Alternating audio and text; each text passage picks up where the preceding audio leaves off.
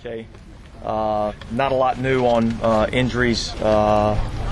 Really, Denarius Moore, we held him out with a hamstring, more of a precautionary measure than anything else. And then Richard Gordon's got a little hip flexor. Everything else is pretty much just as it's been. With Moore, is this something new, or is it kind of? It's kind of the same thing we've been dealing with, but I really don't expect it to be anything kind of more precautionary than it is anything else. A lot of progress with Bartel or Curry? Yeah, they're all making progress, and you know, we keep monitoring them day by day, and hopefully they'll be out here soon. A lot of thudding up today in practice, not a lot of taking guys to the ground. Is that kind of the tempo you want to ease into the pads? Yeah, well, I mean, I don't know if it's easing into the pads. I mean, we're not going to do a whole lot of live, you know, taking guys to the ground, but we are gonna front up the ball carrier when we get an opportunity and practice getting down in good football position and creating contact. But you know, we're gonna try to avoid, you know, going to the ground. What were you hoping to see in pads today? See if we would get after it and be a physical team, and I thought we were that today. Looked like things were pretty clean early on, then penalties began to surface at the end. Is that just part of the process? It's part of the process. That's what happens when guys begin to get tired. You know, they lose their focus a little bit, and that's the thing that we got to continue to push through. But overall, I've been pleased with the penalty situation overall, but we still got to keep working on it. When you're not taken to the ground, sometimes it can be a little deceiving in terms of the running plays and whether they're actually gaining yards, at least to our eyes. But what did you see out there? There were some plays earlier where it looked like Goodson was getting some good yards, and the backs were they getting yards? No, I thought early in the period, you know, offensively, we had a couple of nice runs on some misdirection plays, and so some of those were just as you saw them. I mean, they were explosive plays in the running game, but I thought with the exception of about 2 or 3 plays defensively, we were able to stop the run pretty good. How much teaching can actually go on out there, Dennis, when you guys put the pads on for the first time? A lot. Okay. That's our job, you know. The only reason why we're out here is to help these guys get better, and so we're constantly trying to teach. This is one avenue for helping guys to get better, and then we get in the film room, we get a chance to watch it on tape, and you know, and then we get a chance this afternoon to come back out and walk through all these things. So there's a lot of different methods that we were able to use to try to get these guys better. As a unit, what did the linebackers look like to you? I thought overall, I thought it was pretty good. You know, like I said, early in the practice, there was a couple where we misfit up a couple of runs and let a couple of runs get out of there. But I thought we did some nice things. You know, Rolando McClain did some nice things in pass coverage, and so I think I'm pleased with the progress. Are we where we need to be? Absolutely not. We still got a long way to go, but you know, we're focused in on the process and getting better one day at a time. Van Dyke showed up a couple of times again, breaking up passes, and that's like 3 days in a row.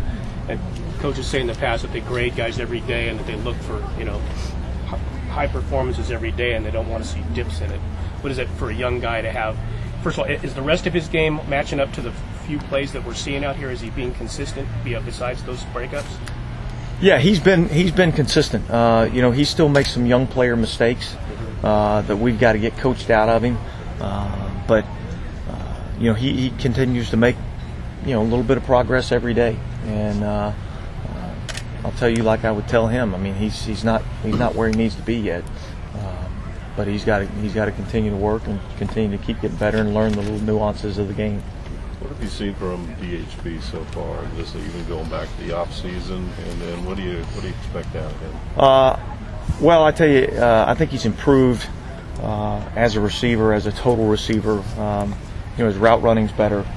He's catching the ball cleaner, and you know, his blocking has been good. So we're going to ask our receivers to do a lot of things, and you know, he's really our most veteran receiver, so we're expecting him to stand up and be a leader for us. What's been your impression of Jack Crawford? Seemed like today he jumped out a couple plays. I've been pleased with Jack. Jack is obviously he's a young player, so he's still learning the game, but he's a big guy that's got athleticism, and he wants to be good. And I think if you got athleticism and some football instincts, and you're willing to work to get there, then he'll at some point he'll be a player for us. Coach, it's your first training camp as a head coach, and it's a relatively new coaching staff. How are things coming together for you, administratively, meetings, that kind of thing?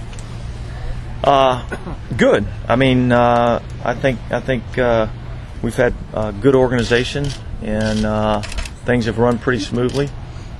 Every day is a new challenge, so you just wake up every day and see what's in store for you, and then you go try to attack it.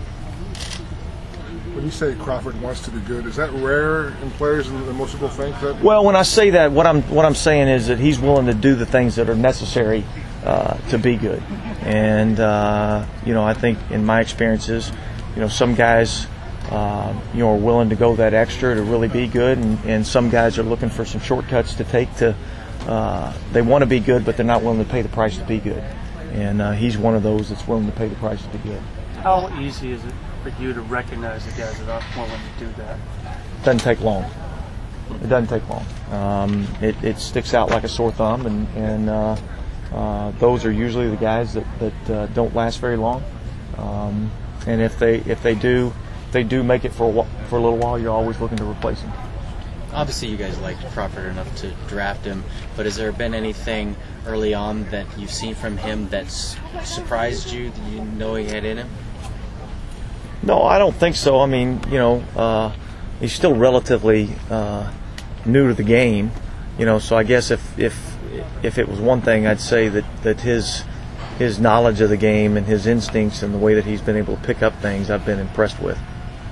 With Rolando, are there things that you found that or trying to do with him that he hasn't done these last couple of years? Are you looking for new ways to exploit his athletic skills at least?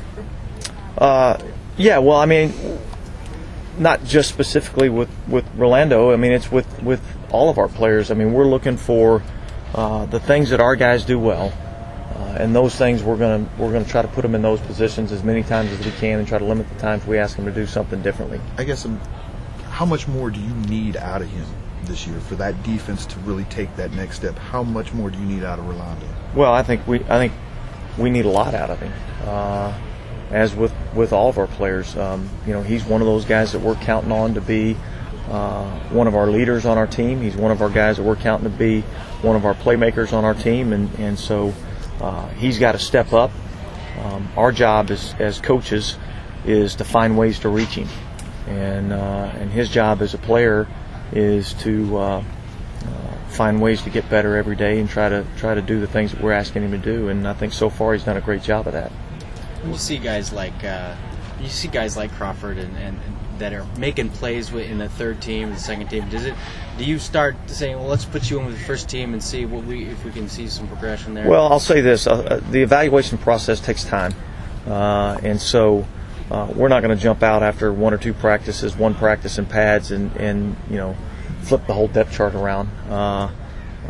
But we notice when guys make plays, and we keep track of that.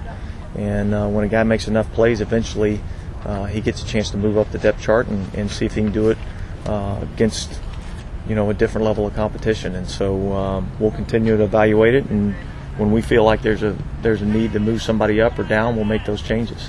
See, Barksdale and Bergstrom have been flopping on the sides. Is that the plan to get both those guys ready for either side? Yeah, I think we got to move them all around. I think at some point, you have to have position flexibility, whether it's right guard, right tackle, left tackle.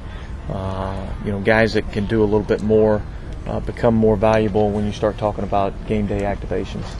What have you seen from Shante Spencer so far, and with a guy who's been around as long as he has? Are you just looking for consistency more than anything else? I'm looking for him to make plays just like everybody else, and I think with all of our players, we're looking for consistency, because the worst thing you can have is a guy that's going to be up and down in the National Football League. You want guys you can count on a day in, day out basis, and as long as we know what we're getting, then we're going to be able to put them in positions to utilize their talents to the best of their ability. the guys that are up and down, you don't know what you're going to get from one day to the next. Those are the hardest guys to put in position to make plays. So Shantae's done a nice job for us, and we're planning on him continuing to improve. What does the day off entail under the CBA? Is it can you still meet with these guys tomorrow and stuff, or they pretty much get the day off? No, they get the day off, and we can have them back in for curfew tomorrow night. So they get to talk, be smart with your day off, all that. Absolutely, they get to talk every night.